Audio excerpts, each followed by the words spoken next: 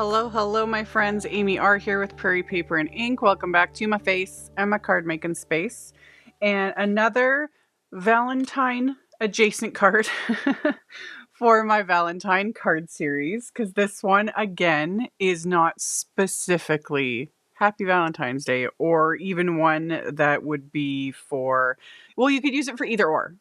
In my opinion, like this could be for your partner, you know, your romantic love interest, or this could just be for a friend. Like that's kind of more what I was gearing it towards.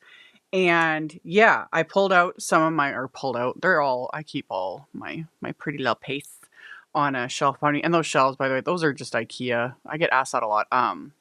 Moslanda, I think is the name of them. Those picture led shelves. That's all it is. Anyway. Keep all my paste back there, or a lot of them. I have more than that. Anyway, I used Simon Hurley Solar Paste. I did a video on these months ago. I had to actually go look it up because I kept my swatches, of course. Anyway, the Solar Pastes are all like duochrome pigments, so like in the container you get a hint of the color. They don't look like much, and there's like 6 of them, and I showed in the previous video. Hopefully I'll remember to link to it in the end screen at the end of this if you missed it. But when you swipe those pastes onto like white cardstock, they're very subtle, because that's how duochrome pigments work. They're very subtle, they're kind of shimmery, you know, they're pretty. The magic with these ones, of course, though, is when they're on black cardstock. So the one I used, that's how it looks on white cardstock. That's how it looks on black. So that's what I used on black cardstock with an oldie but goodie stencil that I've also used in the past. Did a little bit of hot foiling, splatter, of course. And yeah, other than one product, everything else I used is just some oldie but goodie faves from my stash. As always, I will have links to everything in the description box below the video. And if you keep watching, I'll show you guys how I made this card. So the stencil I'm using is the Hot Lips stencil that came out, I don't even remember when, like always. I'll have links to all the things. So I have a piece of black cardstock that is A2 sized, and I stuck it to my Waffle Flower grip mat and then put the stencil over it.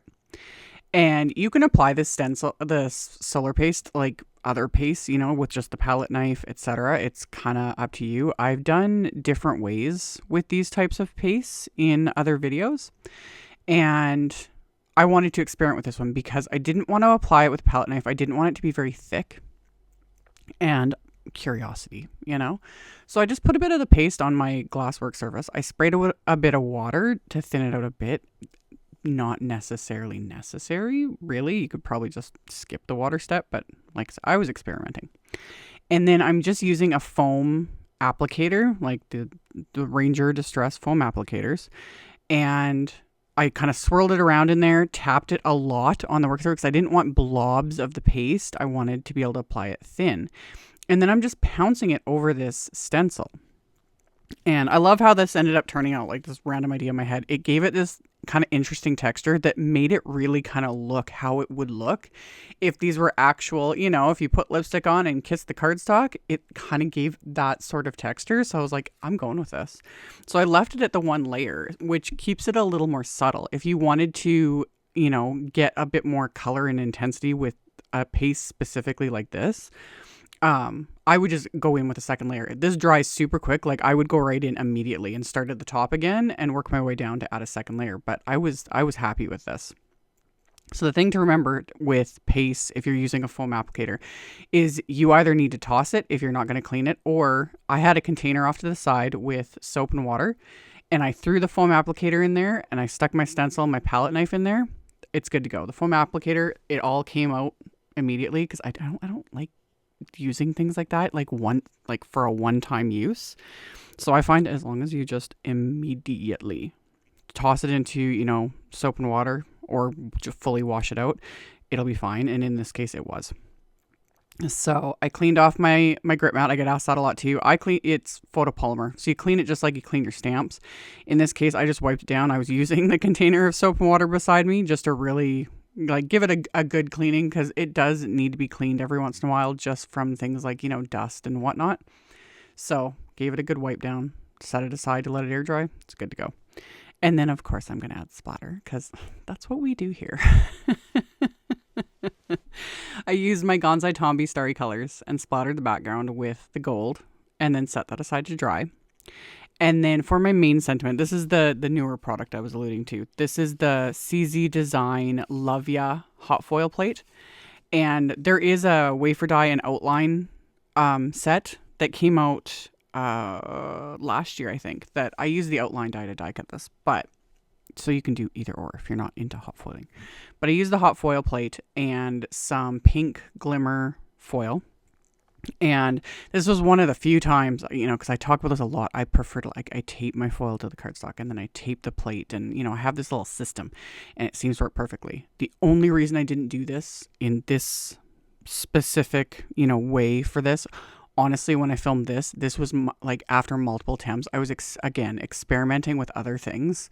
None of it was working. None of it was working. So then I was like, I'm just going to foil this onto black cardstock, and it worked great. I'm fine with that, so that's why I didn't bother taping it. So I didn't get as perfect of results, but one, perfection is overrated, and two, I'm fine with it. So I hot foiled it onto the black cardstock, and then I used that coordinating outline wafer die to die cut it. And like I said, you can skip the hot foiling completely. I know it's not for everyone. I love the shiny. It's so fun. Anyway, for another companion little sentiment, this is another kind of oldie but goodie die cut set, also from CZ Design. This is the Trio of Love die set, and I used the Moi wafer die because, there's the XOXO and then the SWAK. I remember when people used to use that way back in the day, and I was like, SWAK? What? Sealed with a kiss. So that would be a cute one. That I could have used that as well. But yeah, I didn't use that one. And then I had die cut it from just scraps of doll pink cardstock and Simon's matte gold. And then stacked them together like I do with Kuretake glue. And then for my another companion little sentiment, I pulled out yet another oldie but goodie set from CZ Design. This is the Spring in My Step stamp set that I use a lot. And I stamped a little sentiment onto that scrap of doll pink cardstock, used my anti-static powder tool, stamped it with clear, used gold embossing powder, melted it, yada yada. Once I was done melting it, I just used one of my little sentiment strip label dies to die cut it. And then after I had die cut that little sentiment, my background's completely dry. So I just trimmed that down just a bit with my guillotine trimmer so it's smaller than A2 size. And then I'll come back to that in a minute. And then for the inside of my card base is a top folding white A2 note card. So I put that onto my grip mat.